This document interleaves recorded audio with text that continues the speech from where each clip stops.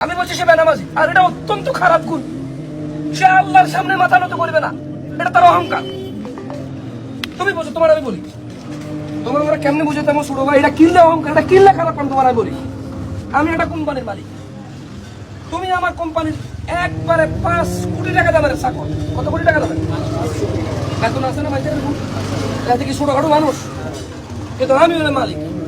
আমি বললাম যে এই আব্দুল জলিল সাহেব, আপনি বিকাল 3টা থাকবেন, একটু কথা আছে। তোমার ক্ষমতা আছে না আসার? ক্ষমতা আছে না আসার? একবার, দুইবার, তিনবার, কয়বার? মাসের মধ্যে তোমার আমি 5 বার ডাকলে 2 বার আইও, 5 বার আসো না। তোমার মাসের মধ্যে আমি ডাকি 36 বার, তুমি 4 শুক্রবার 4 বার আইও। এটা কি হলো ঠিক? তার মানে আমি বলুন যে আব্দুল জলিল সাহেব, আপনি কি মনে করেন, মানে আমি ডাকি আপনার হয় না? মানে আপনি আমার এখানে চাকরি করবেন, আমার কথা শুনবেন না? আব্দুল জলিল সাহেব কি এটা করতে পারবো? দেখো, নামাজ না পড়লে প্রবলেমটা কি তোমার আমি বলি। আল্লাহ তাআলা বলতেছে হাইয়া আলাস সালাহ, এটা কে দিছে? আর তোমরা মনে করে মুয়াজ্জিনে দিছে 6000 টাকা দামের বেতনের মুয়াজ্জিন। এটা তোমাদের ভুল ধারণা, আমাদের ভুল ধারণা ভাই।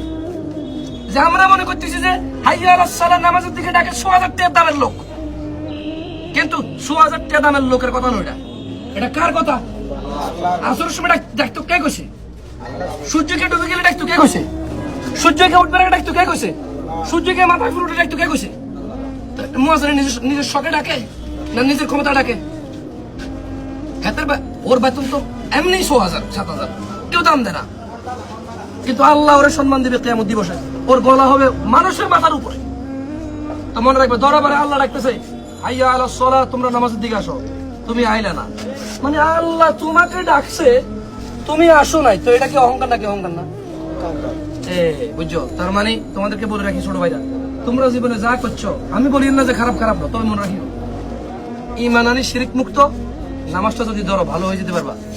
আচ্ছা, তোমরা এখানে কজন আছো? 30 জন।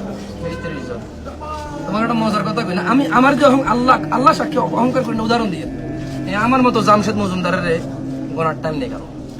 দেখছেন তোমরা 20-30 জন যুবক এখানে কলেজে হড়ো, কেউ মাদ্রাসা ধরো, ভার্সিটিতে হড়ো, বুঝলি নি? আই হাজবার মসজিদে যাই দে, অথবা হাজবার নামাজ হড়ি দে।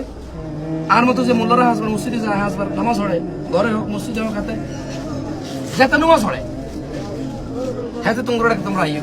শুক্রবারে তোমাকে কারো ক্ষমতা আছে উঠে যাবেন নাই, তাইলে তুমি বুঝো এ নামাজ পড়ায় যদি সম্মানিত হয়, তুমি নামাজ পড়ি সম্মানিত হয়। আমি বুঝলাম পাচ্ছি। তোমাদেরকে আবার আমি বলে রাখি, তোমরা জনসমুদ্রে ভেসে যেও না, তোমরা জনসমুদ্রে ভেসে যেও না। মনে রাখবা, ইসলাম ধর্ম এরকম কোন ধর্ম নয় যে বছর একবার আনুষ্ঠানিকতা ত্রাণ লাগবে চলিয়ে আইসো, মানে একটা হট্টগোল লাগছে চলিয়ে আইসো। ইসলাম ধর্ম কোনো আনুষ্ঠানিকতা না, এটা একটা শৃঙ্খলার নাম। এটা মানে যুগে যুগে আল্লাহ নবী রাসূল দিয়ে সিস্টেমেটিক হইতে একটা সিস্টেমের ভিতরে রাখি আনছে। কিয়ামত পর্যন্ত এটা থাকবে, আমি থাকি তুমি থাকো, আমি না থাকি তুমি না থাকো, এটা কিয়ামত পর্যন্ত থাকো। যেদিন এই ধর্ম নাই সেদিন দুনিয়াই নেই। বুঝতাম পাচ্ছি? তো তোমরা 5 ওয়াক্ত নামাজ পড়বা, যা খুশি করো, তোমার আর তোমার রবের মধ্যে কেউ আইতো না, তুমি আর তোমার রবের মধ্যে কেউ আইতো না।